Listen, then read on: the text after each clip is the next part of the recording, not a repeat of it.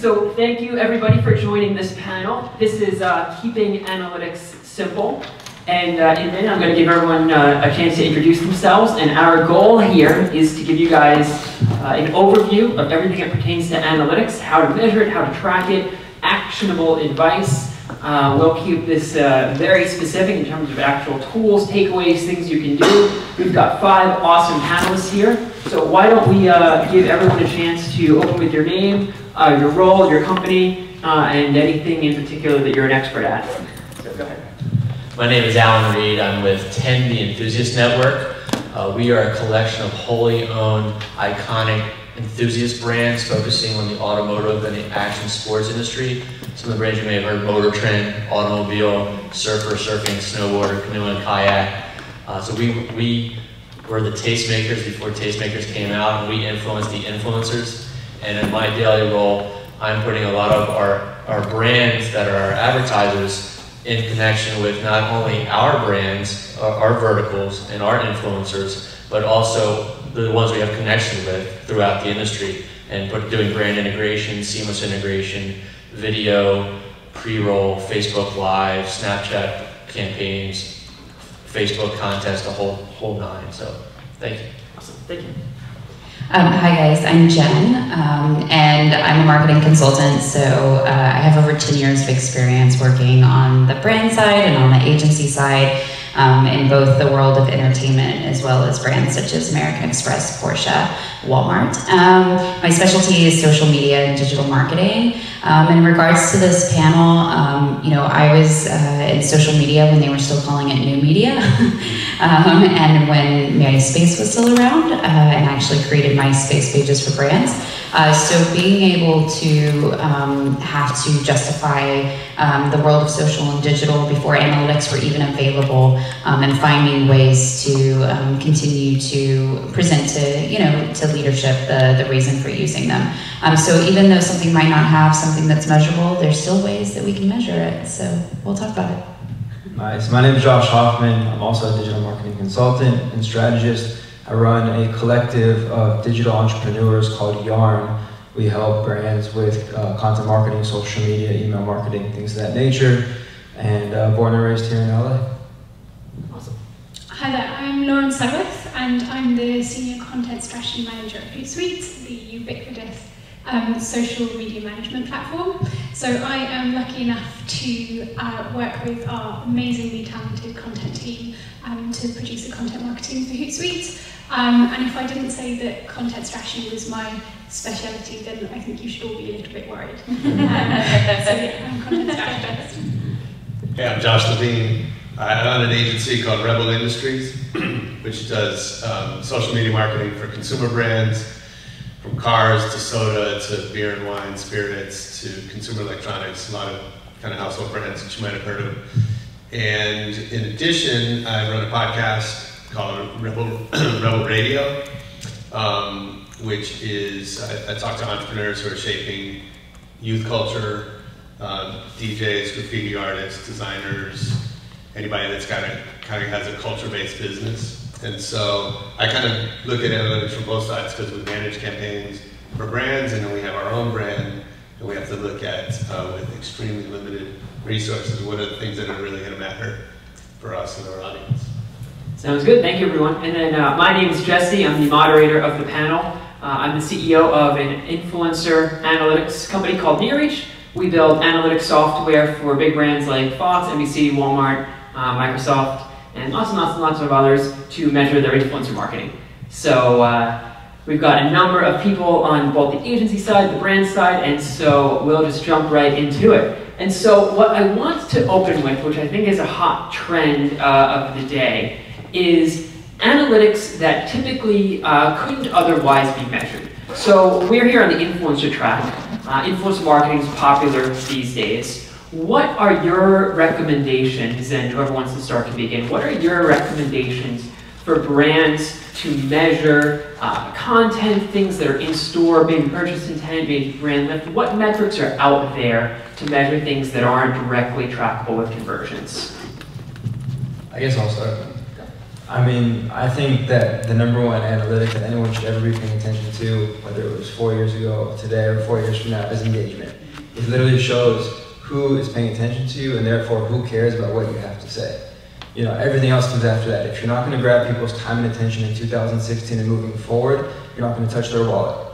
You know, you're not going to touch anything if you have e-commerce. They're not going to go to a shopping cart. They're not going to walk into your store. They're not going to refer you to anyone, you know, and produce word of mouth. So if you're not engaging people, which I know sounds simple, but it's really not, because, you know, people here and a lot of people around the world are complaining that, oh, you know, organic reach is dying and this. No, you're just not being engaging enough.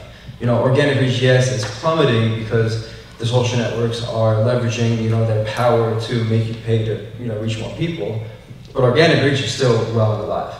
And we've seen it with the brands that we work with. When you put engaging content out there, people engage. And when you don't put engaging content out there, people don't engage. I think to follow on from Josh's statement, I think if quantitative analytics and engagement is the what, the qualitative is the why. So after we've looked at kind of the hard numbers, the bounce rates, the engagement rates, the next thing we'd want to look at is why things aren't performing well. And I think that looking at a set of content principles or content questions that you can ask and score content against is a really good way of understanding, okay, out of the 10 different dimensions that your content has, so the context, the tone of voice, the visuals, how it responds on any device, you can start to understand where things are going wrong. Because I think when people think about the quality of content and content engagement, they think about how well it's written or how pretty it looks. And I think there's a lot of kind of hidden layers of UX and UI that go into creating a piece of content, and looking at the qualitative aspects can help uncover some of the reasons why it might not be performing so well. So yeah, I'll take that a step further. I agree with everything that's been said, and so to put it in a context, I used to manage social media for Mazda, and we had a client, fortunately, who all he cared about was engagement. We didn't call it engagement at the time. It was that metric hadn't really been invented yet, but he wanted to know on a post-by-post basis what performed the best, right? What got the most views, shares, comments, likes, whatever those things were. And more importantly, he wanted to know why, right? And I remember he came in after we'd been managing the account for a year already. He came in and got his first report, and he said, "You're showing me how this is going. I don't care how it's going. I care about why. I want to know." And so it really shifted our thinking, and the conversation became, okay, you told me these things perform the best. You've told me your best assumptions about why that's happening. Now let's see what you're going to do with that next month. And then the goal became to optimize and outperform the previous month by working on a set of assumptions about whether it was the time of day or the length or the color or all these different factors that can impact engagement. I just want to add that I think that, definitely agree with everyone here, but I always encourage people to take a step back and just realize that we're all consumers, we're all human beings, and the human psyche often gets kind of lost or left out of this strategic thinking. So yes, it's, sort of zeros and ones, but you also just kind of have to take a look at it, even looking at a good amount of time, like a month, and just kind of going, okay, we've looked at the hard and fast numbers, and this is working and this is not working, but again, why or why isn't it? And how are we connecting with that consumer in a way that's driving our end goal? Figure out what's working, what's not working, and also evaluate, like you were saying, Josh, what's going on in the world outside as well, because something that works one month may not work the next month, and you have to be very sort of, reactive. Well, first of all, I thought you were going to take my answer as a step back, so this is how I was going to start my comments, but unfortunately I had a different thing. Well, my step back is, speaking with both brands and agencies and influencers, is what are your objectives? There are thousands, if not millions, of things that you can measure, and if you get bogged down in everything, what is the objective? Do you have a garden blog and you want to get 10 likes, or you want to really help people make better heirloom tomatoes? Or are you a brand, a multi-million-dollar company that wants to run a strategic social campaign that is going to drive either leads, conversions, or sales. You know, and your metrics, you need to cater your metrics and all of your measurement to those specific needs, or otherwise you're just going to fail miserably, or just be kind of, you know, if your goal is to drive sales and okay, yes, we've got 12% more likes, okay, how does that relate to your end goal? So define your objectives, define what you want to do, and then figure out which analytics and metrics are going to get you to that objective. So in summary, these are all amazing points. Define your objective. Think about which analytics actually match to that objective. Does the thing you're measuring correlate to the end result? Take a look and constantly look on why campaigns are performing, how you can improve them, what are the qualitative and quantitative metrics, why are people interacting with us? They're humans, you know, if you write about too much like an ad, maybe that's a reason why it's not performing. So remember that these people are humans, but in summary, align your metrics with the outcome, look at why it might be performing, make sure that you're constantly looking back on how you can improve this and asking why this ad is performing the way it is. And remember that your audience is humans, and if you wouldn't interact with it, there's a good chance your audience wouldn't either. So I think that's a good summary, everyone. Anything else? I love what she said too about, you know, be a human. I think the biggest issue that marketers have today is that when you're marketing, you're wearing a marketing hat, and then when you leave work or when you leave your desk, you put on your consumer hat. And you see that across the board. And so my test for myself and for the clients that we work with is, if you wouldn't share this on your own personal Facebook account, assuming you're the target customer, then don't share it on your business account. Now, if you're not the target customer, a lot of people say, well, you know, I work for Mazda, for instance, but I don't drive Mazdas, I drive something else. Well, then just go and actually talk to people who do drive Mazdas. Don't assume you think you know who they are because you've done these focus groups and you've done these, you know, very professional, formal ways of gathering information about your target audience. Go and actually have real conversations with real people who you know are in your target audience. The other thing I would say too is thinking about that. Oftentimes people call it a consumer journey. I mean, it's a human journey. It's something we go through every day when we buy a pair of shoes or buy something on Amazon. What brought us to that buy spot? What brought us there? You know, is to evaluate your entire ecosystem. So not just social media. Look at your website, look at your purchasing model, look at whatever you own as a brand, as an influencer, look at that entire ecosystem and think about that journey. So from point A to point B. So if you're serving them a Facebook ad and then they go to your website and then they go to your shopping cart, think about, is it hard? Is it easy? Is it easy for them to do the thing that I want them to do? Do I find it frustrating? Is there a pop-up ad? So really, you know, evaluate that entire ecosystem, that entire journey with the goal of driving, you know, to that final conversion or whatever that might be. Look at everything from point A to point B. Don't just think about your blog or your Facebook page. Think about the whole ecosystem. Yeah, so put yourself in the shoes of the consumer and evaluate the whole journey. You know, those are two things I think people don't do enough. They write the ad and they think, how can we tweak this ad to get better metrics? And they never think like, let me consider that a user is going to have to start on Facebook and end up on the sale page. They never go through that process. And I think when you put yourself as a human and go through that, a lot of good things come out of it. I'll give you one example on this front.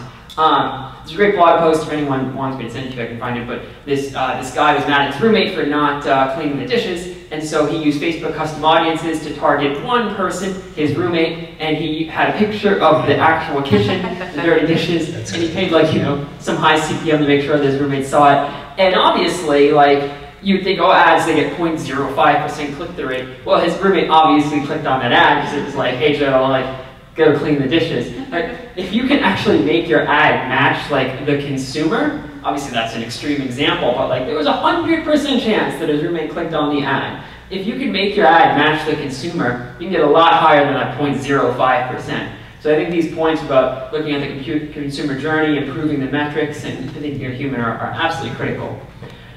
So let's move on. We've talked about some of the analytics. Now let's talk about some of the actual ways you can do that. I think we've been very broad with channels. But from your guys' experience, what channels are working the best? What channels are getting the best analytics? And if somebody's looking to run an ad, is it Facebook ads? Is it Facebook custom audiences? Where are people going today to get the best metrics?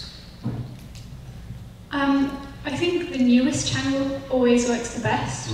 And obviously you see a depreciation in click-through rates as time goes on. So when display ads first came into existence, everyone was clicking on them because they were new and exciting. And you could get like a 3% click-through rate, which would be insane these days. So I guess one of the latest things is content discovery, so things like Taboola and Outbrain. So at least in the last year or so, they've been seeing much higher click-through rates than other parts of the page. But I would say that that's probably depreciating pretty quickly. So well, I want to jump in there for a second and say that all of the, or not all of them, but a lot of the links that you see in Taboola and Outbrain are clickbait, in my opinion. And so there's a reason that those links are getting clicked on, because they're outrageous or they're very eye-popping. The visuals are also very eye-popping. I still think Facebook's the 800-pound gorilla. I mean, I think the amount of consumer data that Facebook is sitting on, and I don't know how many people here, maybe just by show of hands, like how many people have used Power Editor in Facebook? So, okay, only a few people. So, and these are the kinds of things, and also, I work with some small to mid-sized businesses as well on the consulting side, and I think there's just a lack of education in basically understanding how powerful the Facebook advertising platform is, which obviously is now accessed by Instagram as well. And I mean, the things that you would be actually terrified if I told you some of the things that you could do in terms of targeting and the detail and the extent to which Facebook just has so much consumer data. They will tell you, bracket range of income, household income. They'll tell you, I mean, the things that they know, and then things that you would have no idea. And the reason that they're able to process this kind of information is because they have some kind of algorithm that's different from the newsfeed that literally is processing thousands or millions of words per minute or per second, whatever it is. And so the things that you're telling Facebook, not I'm in a relationship, not I live in Los Angeles, not I checked in here at Microsoft, but the things you're just typing in Messenger, for instance, or the things that you're just typing in a status, or the kinds of videos you're sharing, you have no idea the kind of processing systems that Facebook has. And so even though, whether it's content discovery or Snapchat, one of some of the newer things, I still think that the ability to target people on Facebook, it still has the biggest audience and the most wide-ranging audience. Snapchat might be the sexiest thing right now, and especially for the influencers, Instagram as well, but Facebook is still reaching the most amount of people, in terms of age group, socioeconomic levels, all different types of, multicultural. So I would not overlook Facebook at all, which I think a lot of people are. Not necessarily in this room, but in general. Yeah, and I love your point about Power Editor too. There's Facebook Power Editor, which gives you so much control, much more than the one-page, normal. Hi, I'm Josh, and we're here at Microsoft in Playa Vista, California, and we're really excited to host two amazing conferences here, the Authentic Marketing Conference and the Digital Growth Summit here in this venue in Los Angeles. But don't worry, if they've already happened, I'm going to tell you exactly how you can experience the whole conference from the convenience of your home or office. You can watch them anytime, anywhere, but let me show you the venue. Come on over here. This is where a lot of the networking happens, where a lot of the influencers, the brands, the agencies, and the digital marketers will hang out for lunch. We fully cater it all. This is where the magic happens, Zuma 1 and Zuma 2. These are really big, awesome rooms that Microsoft works with us to allow us to host our conference here. The key feature is that center wall. This room, in classroom style, allows us to divide it into two rooms. We're gonna have lots of speakers up here. There's gonna be chairs, a whole panel discussion, 4 experts, 1 moderator, deep diving into a conversation around digital marketing, influencer marketing, what brands want, all kinds of cool stuff. In this room, it's typically the engage room. That means if you're on social media, we're gonna teach you all the latest and greatest stuff right now on how to use the latest apps and stuff that you can look forward to in the next 6 months. That's our role. Over there, we call it Analyze, and that's where once you've engaged, how can you look at your analytics in a wholesome way? And now our Authentic Marketing Conference is all about bringing influencers and brands and agencies together so that they're mingling and working in an authentic manner. And our Digital Growth Summit makes you a better digital marketer. Step over here and I'll show you, while all of this is happening concurrently, 2 different tracks. we also have, in this really sophisticated room over here, breakout sessions. And that's a deep dive where one speaker that breaks away from our panels will go in there and give you case studies, all kinds of cool stuff. But that's not it. There's not only a breakout session there, we have an even bigger room over there. It's awesome. 4 options at any one given time. No one person can see it all, and that's why I encourage you to look at the virtual replay ticket at MediaLeaders.com, where you can take part in all of our conferences. That's the Authentic Marketing Conference, the Digital Growth Summit LA, the Digital Growth Summit in San Francisco, and all of our past MediaLeaders.com conferences. It's a whole lot of content. It's as if you're here because you're going to get the handouts, the notes, and all of the videos, which is really cool. I'm Josh. I'm so pumped and thankful to our friends at Microsoft for letting us do this here in Los Angeles and up in San Francisco. I look forward to seeing you at the event or seeing you on the virtual replay ticket. I'll see you soon.